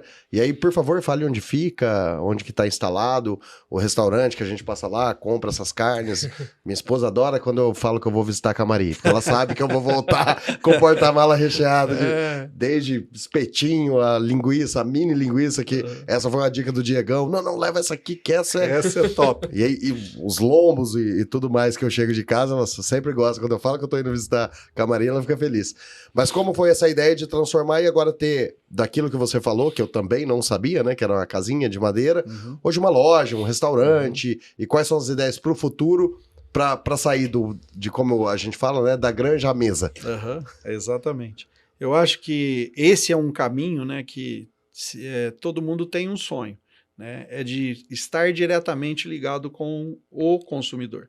Às vezes as pessoas falam assim, cara, não entendo, né? Como é que eu vendo 1 quilo de suíno de R$6, R$7 e lá para o consumidor tem produto lá de R$35, uma picanha temperada de R$35, né? Barato, e aí eu falo assim, cara, comparado com tudo que nós temos, né?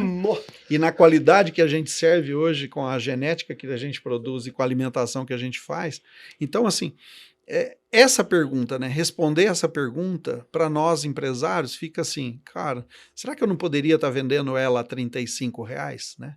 Então era esse a minha expectativa quando eu ia transformar valor. Eu vim para Cristais Paulista para transformar valor. Então a nossa unidade é lá em Cristais Paulista, né? Já no finalzinho, igual eu falei, no finalzinho do estado de São Paulo ali, perto do Triângulo Mineiro e do sul de Minas, nós estamos bem no encontrozinho ali entre o Triângulo e o sul de Minas. Então, assim, essa transformação que você vai fazer de valor, aí entrou na minha cabeça que através do boi, eu falei, eu quero ter um varejo. Aí eu fui para o varejo. Beleza, qual que era a minha função lá? Vender carne, esse é o meu negócio. Carne suína e carne bovina. Beleza. Comecei a fazer o meu varejo. Mas dentro do projeto, eu já andei bastante e vi algumas situações aonde a loja de carnes tinha que estar associada com alguma coisa. E aí eu pensei, cara, eu vou levar a minha loja, mas eu gostaria de ser um multi-espaço, né? Ali, um multi-espaço na beirada da rodovia, eu vou dar um espaço para o meu cliente chegar, tomar um café, comer um pão de queijo e comer um lanche. O básico seria isso. Então, na verdade, a ideia da Pork Angus era fazer com que eu entregasse para o meu cliente a oportunidade de conhecer os nossos cortes nobres de tanto suíno quanto bovino, mas também que tivesse essa experiência de reunir pessoas do agro mesmo, né?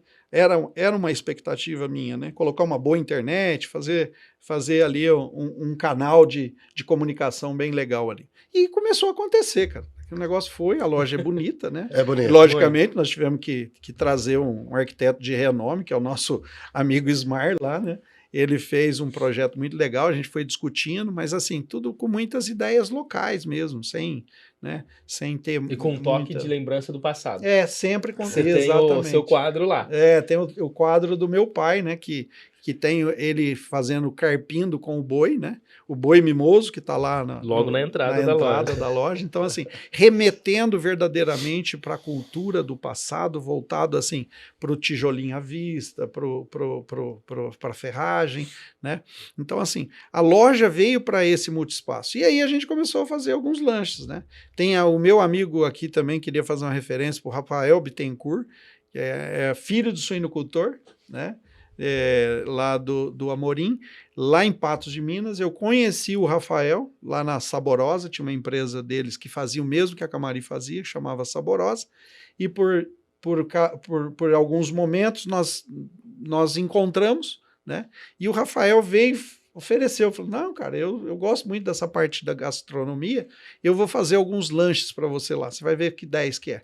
E o Rafael veio, montou 5 lanches básicos, que hoje, inclusive, são os mais vendáveis dos nossos lanches. Né? Nossa, aquele duplo cheddar bacon. Aquele, pelo amor de Deus, gostoso, né? Comeu, a última vez a gente foi lá. E, aliás, parabenizar também, que eu fiquei muito bravo que eu não levei. Você comercializa um palitinho de queijo canastra lá também, que é uma coisa sensacional. Mas o lanche, quem passar por lá, coma, porque aquele duplo cheddar bacon não tem... muito 10, né? Não tem que estar com bastante fome também, né? Porque senão não vai ficar metade e a menina que vai receber na lanchonete, será que ele não gostou? Né? Mas é porque é muito grande. É grande. Então, assim, esse multiespaço veio nesse conceito, entende? E até que um dia eu estava começando a nossa construção do nosso silo, da nossa fábrica de ração, e trouxe um pessoal, tinha lá 10 pessoas para trabalhar, terceirizadas lá para fazer o silo, e eu comecei, a minha irmã falou assim, por que você não deixa eu começar a fazer umas marmitas aqui? Eu sirvo as marmitas lá embaixo, lá na granja para você. Falei, você tem condição? Falou, tem. E aí começou a fazer as marmitas. Só que aí começou a fazer as marmitas, eu ia lá buscar as marmitas, e tinha gente que estava na loja e falou, mas você vende marmita também? Não vendo, mas posso vender. A minha irmã também, muito comercial, a minha irmã Marirene, né? A bichinha tem sigla nos olhos, né? E aí ela pegou e começou a trabalhar com a comida. Então, o restaurante hoje da Pork Angus, ele vem nesse encontro. Você vê que são tudo muito casualidade. É onde eu falo, o experimentar não é nada ruim, sabe? Começar do pouco, do básico, você experimenta, faz. A loja, só para você ter uma ideia, eu tenho hoje, onde é o nosso almoxarifado, é 3 metros por 6. 6 metros quadrados, é muito pequeno. Eu montei uma loja para começar a trabalhar com o boi e falei assim, eu vou experimentar lá, se der certo eu construo alguma coisa para mim. Nós começamos a bater o boi, dava fila lá na portinha, nós estamos na área rural, né? Nós estamos perto da cidade, mas é área rural. O pessoal fazia fila aos sábados para comprar a nossa carne. E eu falei, cara, isso dá certo, eu vou fazer a loja. Então, assim, através desses modelos experimentais é que a gente faz. Esse do almoxarifado ficou quanto tempo lá, Camilo? Ficou 1 ano e meio, quase. Porque eu lembro no começo, quando eu ia, até o Fernandão tá aqui com a gente, Fernando Essa, obrigado aí por contribuir e ter me levado há 5 anos atrás, primeira vez na Camari. Mas quando eu fui, a primeira carne que eu comprei foi lá, na parte de trás, que hoje fica as botas ali e tal. Isso, exatamente. Ali era uma caixinha, você pedia pra moça lá, ficava ali operando um caixa muito simples. E você escolhia as carnes lá, ela pegava, juntava, colocava numa caixinha de isopor e eu levava embora. Você vê como é, né? São modelos de negócio que surgem dentro da sua oportunidade que você dá para você. Eu acho que esse negócio vai dar certo. Hoje eu estava vindo no carro e estava falando, cara, por que eu não poderia, de repente, pôr um posto para abastecimento de energia lá para os carros? Não sei como chama isso, né? Posto elétrico, não sei o quê, né? Por quê? Porque os carros elétricos estão vindo aí, com força, né? Queira nós, se é bom ou se é ruim, não interessa. Está acontecendo, isso é bom para o ambiente, para tudo isso que a gente sabe. E aí eu fiquei pensando, por que o meu estabelecimento, de repente, não pode ser uma proposta dessa, né? Quantas pessoas que às vezes vão estar dirigindo e não tem que entrar dentro de uma cidade grande, igual Franca, para poder abastecer, e eu poderia estar. Então, assim, precisa ser questionado, né? E aí você vai analisar a parte financeira do projeto e tudo, mas é assim, os grandes projetos não começam com as grandes ideias, mas é assim com aquele pedacinho que você fala assim, eu vou experimentar isso aqui.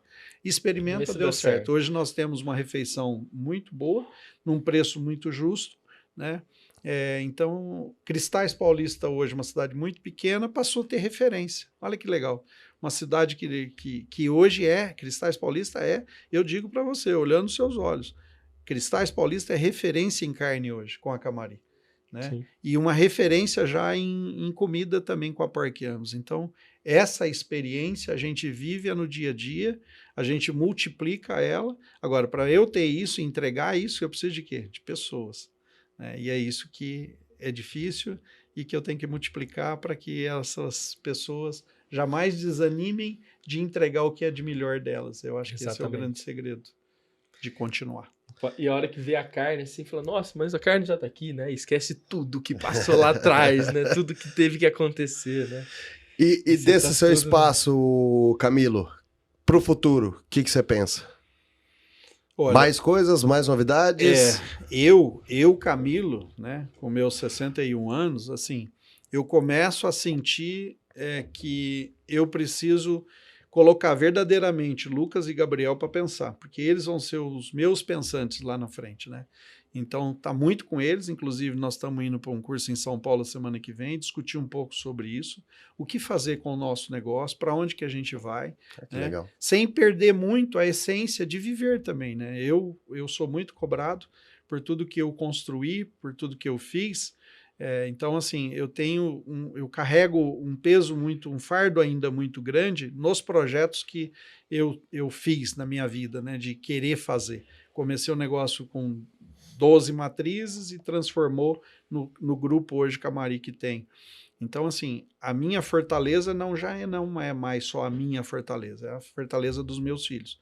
Então, eu acho que agora nós estamos entrando numa discussão entre eu, Gabriel e Lucas, para onde que nós queremos partir, e esse nós é mais eles do que o Camilo. Por quê? Porque as retas vão se fechando, né, e a gente precisa agora alinhar para que eles tenham essa resposta, né, que é a resposta para essa pergunta que você está dizendo, mas o que eu diria é que, conhecendo o que eu estou deixando de legado para eles, eles vão querer multiplicar. Né? Esses dias eu vi uma voz, uma fala do próprio Lucas, dizendo que, no mínimo, ele tem que dobrar o que nós fizemos, como legado para o filho dele, o Marco Antônio, que é meu neto. Né? E assim eu acho que eu posso multiplicar isso para o Gabriel também. Então, no mínimo, dobrar aquilo que eu fiz em 30 anos. Então, olha que bonito, né? Ele não está dizendo que ele vai abortar um projeto, ele vai tentar, pelo menos, dobrar. Porque se ele dobrar, ele justifica o que eu fiz para com eles, né? Então, assim, essa é a forma de enxergar. O negócio as tecnologias vieram, tem as suas facilidades, mas para a gente que é pequeno, isso também gera muita dificuldade, sabe? Você estar dentro de toda a tecnologia hoje, com softwares, conversando com tudo, né?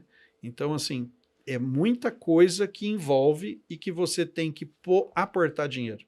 Eu sou o cara que não tenho o rancho, não tenho jet ski, porque tudo que eu tenho, na verdade, eu enterro, né? A minha mãe até falou esses dias para mim, falou assim, você é o agrônomo que não cuida nem de uma planta, você só sabe enterrar concreto. Então, assim, essa dificuldade eu tenho, né? Porque eu gosto de transformar. Então, eu passei os últimos 5 anos agora sem crescer nada da empresa. Nós crescemos produtividade, mas nós não crescemos volume. Nós não crescemos volume. O volume nosso, em termos de aumentar, está sempre aumentando. A empresa vem num crescimento de 5%, 6% ao ano, mas nós, em cima de produtividade. Né? Uhum. Mas por quê? Porque eu tinha que reestruturar a empresa, eu tinha que acabar com os puxadinhos e colocar verdadeiramente uma estrutura física melhor para nós. né? Os meus funcionários na indústria batiam a bunda um com o outro. Com a faca na mão, o perigo é muito grande. Então, assim, nós tivemos que reestruturar. Então, gastamos muito dinheiro nessa reestruturação, uma fábrica nova, armazenamento de grãos, que é o grande segredo nosso todo ano, fazer 12 meses do grão. Então, compra-se agora o grão de julho e agosto e deixa até julho ou agosto do ano que vem. Sempre esse é um formato que a gente utiliza para o nosso negócio, que normalmente é o período que você compra melhor, que você tem mais oferta, que você pode classificar melhor o seu grão e tá com o grão dentro de casa, que você que vai cuidar dele, né? Sim. A parte biológica do negócio está na sua mão, não está na mão de terceiro. Então, assim, esses cuidados todos envolvem dinheiro, envolve infraestrutura, e é o que eu estou deixando para eles. Uma bela de uma infraestrutura. Agora precisa ter um pensamento muito proativo para as novidades que estão vindo cada vez mais, né? E, sei lá, repensar no todo mesmo, porque ano após ano é muita mudança, é muita construção que tem que ter, né? E evolução das pessoas que estão dentro do grupo, né? Que a minha maior preocupação é fazer com que cada pessoa que está lá evolua, que traga benefício para dentro da empresa e que esse benefício revirta para eles também como ser humano, como pessoa, colaborador dentro da empresa. Então, assim, é muito desafio, porém eu acho que está em boas mãos, pessoas que querem fazer. Então, assim, eu tenho muita segurança que a Camari vai continuar frutificando e fazendo o que ela sempre fez, que foi crescer, mas de uma forma mais sustentável possível. Que é isso que eu acho que eu vou deixar para os meus filhos. Ótimo. Que aula de empreendedorismo, né? Eu acho que até o momento de fechar, aula de gestão. Porque é muito bacana ouvir tudo isso. A gente sempre que traz, começa a chegar a hora, a gente precisa uma hora finalizar, mas sempre dá uma tristeza que tem tanto mais coisa para falar, né? 4 dias que eu falei. Daria para ficar, né? Nossa, muito tempo, mas a gente, acho que deu para ter uma aula aí, pelo menos breve, do que a gente queria desse formato, dessa conversa de hoje, sem previamente combinar, né?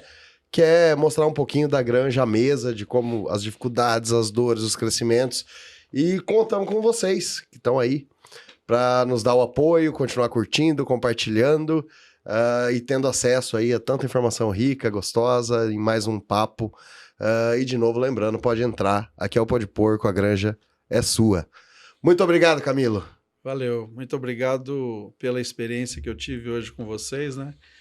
Só fiquei à vontade porque vocês são igual a mim, pessoas simples, né? Bom. Então, assim, fiquei muito feliz de participar nessa tarde aqui, gostosa, friozinho hoje, né? Friozinho. Vamos preparar aí para comer pezinho e rabinho e orelha, porque daqui uns dias o calor vai chegar, então a gente tem que aproveitar esse momento. Mas muito obrigado mesmo pela oportunidade. E todo mundo que está nos ouvindo, que possa compartilhar isso, e que existe possibilidade de um pequeno um dia ficar um pouquinho maior. Então é isso que aconteceu com a minha vida.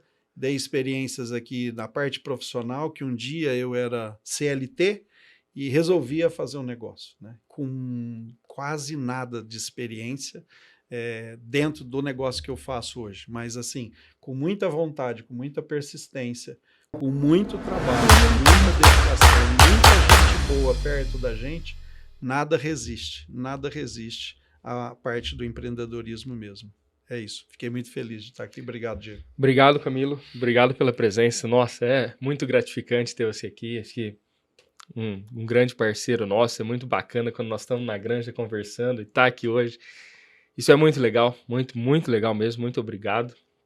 Parabéns por todo o sucesso. Parabéns por todo o modelo de gestão e de empreendedorismo. Valeu, Marcinão. Valeu. Obrigado. E obrigado, Fernando. Obrigado, por ter pessoal. intermediado o convite. E vamos ficando por aqui. Esse foi mais um Pó de Porco.